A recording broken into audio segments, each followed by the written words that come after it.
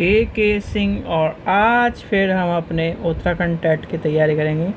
यानी उत्तराखंड टेट में जो हम CDP के 10 क्वेश्चन 10 टॉपिक और 10 सीरीज़ के माध्यम से हम प्रैक्टिस कर रहे हैं उसे देखेंगे। तो चलिए शुरू करते हैं आज का पहला क्वेश्चन। यानी कि आज का पहला क्वेश्चन देखते हैं और हम देखते हैं 10 टॉपिक यानी और 10 क्वेश्चन के माध्यम से आज का प्रैक्टिस है। तो सबसे पहला क्वेश्चन क्या कह रहा है, कोई 5 साल की लड़की एक टी-शर्ट को तरह करती है यानी कि तय करते हुए अपने आप से बात करती है। लड़की द्वारा प्रदर्शित व्यवहार के संदर्भ में निम्नलिखित में कौन सा कथन सत्य होगा।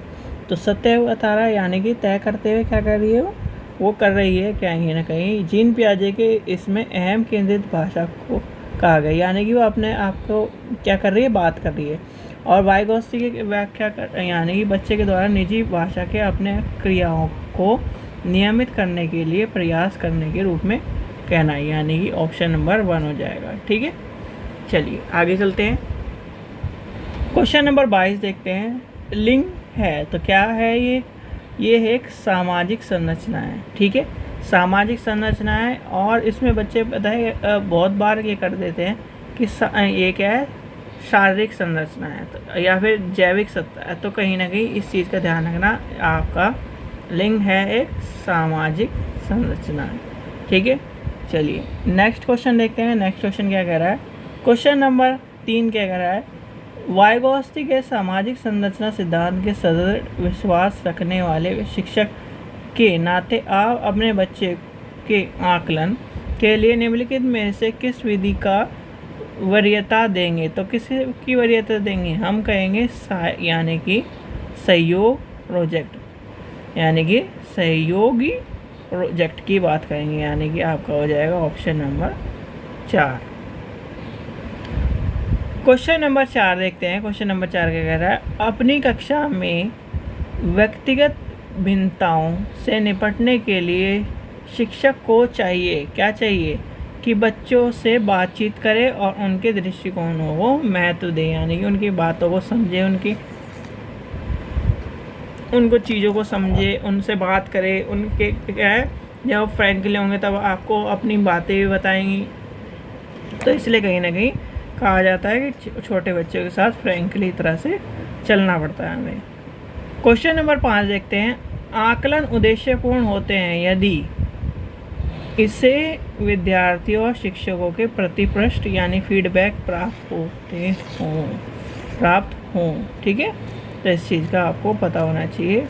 चलिए आगे चलते हैं, नेक्स्ट देखते हैं। नेक्स्ट क्वेश्चन आपका क्या कह रहा है,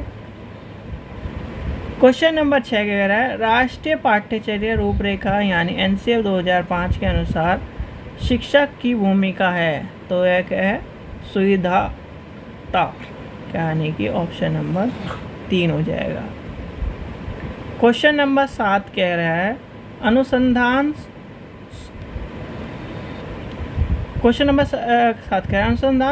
सुझाते हैं कि एक विविध कक्षा में अपने विद्यार्थियों से शिक्षक की उपेक्षा विद्यार्थियों के अधिगम तो क्या पर महत्वपूर्ण प्रभाव छोड़ती है। तो क्या हो जाएगा, यानी कि ऑप्शन नंबर 4 हो जाएगा। इसका आंसर क्या हो जाएगा, ऑप्शन नंबर 4 हो जाएगा।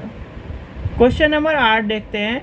विशेष आवश्यकता वाले बच्चों को शामिल करना क्या होता है, शिक्षण के प्रति दृष्टिकोण, विषय वस्तु और धारा प्रवाह की उपेक्षा रखता है। तो यानी कि ऑप्शन नंबर 3 हो जाएगा। चलिए आगे चलते हैं। सेकंड लास्ट क्वेश्चन क्या कह रहा है, विविध प्रकार के सामाजिक, आर्थिक, सांस्कृतिक पृष्ठभूमि के बच्चों से युक्त कक्षा में सभी विद्यार्थियों के अधिगम को, अनुभव को बढ़ती है। यह कथन क्या कहता है, तो ये कथन है सही है, क्योंकि वह बच्चों की साथियों से अनेक यानी कि कौशलों को सीखते हैं। ठीक है, तो यानी कि ऑप्शन नंबर हो जाएगा आपका पहला। क्वेश्चन नंबर 30 क्या कह रहा है, यानी कि लास्ट क्वेश्चन, सुनने में असमर्थ बच्चे को क्या कहें, नियमित विद्यालय में बहुत अच्छे कर सकते हैं यदि उसे उपयुक्त सुविधा और साधन यानी कि इसमें क्या हो जाएगा, नियमित विद्यालय में उसे जाकर वो अच्छा कर सकता है। तो ये हो गए यानी कि आज के 10 क्वेश्चन और 10 चीज़ें हमने जानी, और कहीं ना कहीं आपके प्रैक्टिस टेस्ट की सीरीज़ कंप्लीट हो रही है। तो इस चीज़ को देखते जाइए, यानी कि प्रैक्टिस टेस्ट की सीरीज़ चलती जाएगी और कहीं ना कहीं आपका एग्ज़ाम भी नज़दीक आ रहा है, तो तैयारी आपको अच्छे से करनी है। चलिए, आशा करता हूँ आपको वीडियो पसंद आए। वीडियो पसंद आए तो लाइक करें, चैनल को सब्सक्राइब करें, वीडियो को ज़्यादा से शेयर करें। Thank you.